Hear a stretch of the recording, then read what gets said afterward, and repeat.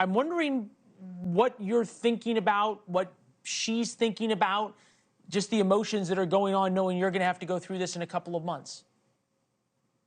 Well, when I first saw the suspect come into the courtroom for initial hearing, my first thought was, this is the man that they said murdered my daughter. And I realized that you're innocent until proven guilty. But just that thought that I'm in the same room with a person that they are accusing of murdering my daughter it was like months of devastation and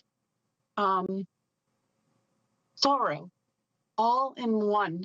It's like I couldn't I was so upset, I was shaking. It was just so unbelievable to be sitting in a room with this person. And it made me think, how many other people sit next to us that have committed crimes and we don't know about it? It's a great point. No, it's an excellent point. And you think about the similarities, right, between Jose Ibarra, as you point out, innocent until proven guilty, who's charged in the Laken Riley case, and the suspect who allegedly killed your daughter. One from El Salvador, one from Venezuela, accused of murder there.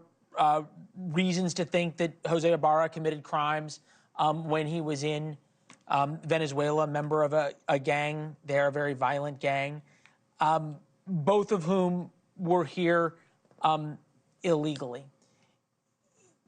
Those who say and speak about how immigrants should have a right to be here and we should welcome them and on, and sort of dismiss what's happened to you and what's happened to these other families.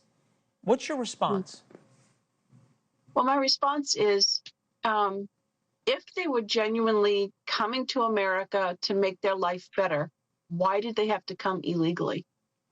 Why don't they go through the process? If they're coming here illegally, it's most likely because they think it's a free ride and they think that maybe they have a checkered past, they can leave it behind and not get caught. I don't think it should be that way. I think that they should stay in their country, go through the process legally so that we know who is coming into our country. We have 20 million people. They don't know where most of them are. And they're from 160 countries. A lot of them are terrorist groups or countries that are sworn enemies of our country. To me, it doesn't make sense. And go ahead. I'm sorry. No, I was just going to say, before your daughter was killed, you're speaking so eloquently about this. Before your daughter was killed, were you involved in politics? Were you involved in this issue of illegal immigration? Was this something that kept you up at night or you talked to your friends about? No, it's only since this has happened.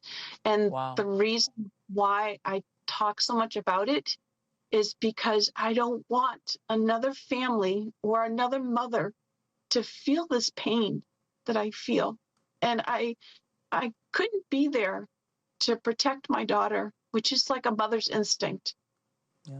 So I want to do everything I can to protect some other mother's child so she doesn't have to feel the pain that I feel.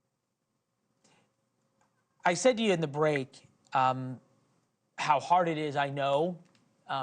Being in this business, I've spent more time with victims' families than I'd care to count. It's always emotional and difficult, but it's so important what you're doing. What would you want us to know about Rachel? What would she have been doing now?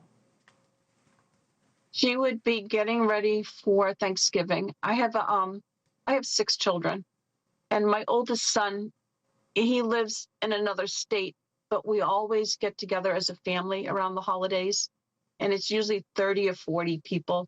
Wow. That include the siblings, the spouses, and all the children. And so we would all be now planning our trip down to my older son's house so we could have Thanksgiving together. And so that's not going to happen this year. It didn't happen last year. I wish I could tell you it got easier over the years. As I said, I spent a lot of time with families and gone through this, and it just doesn't.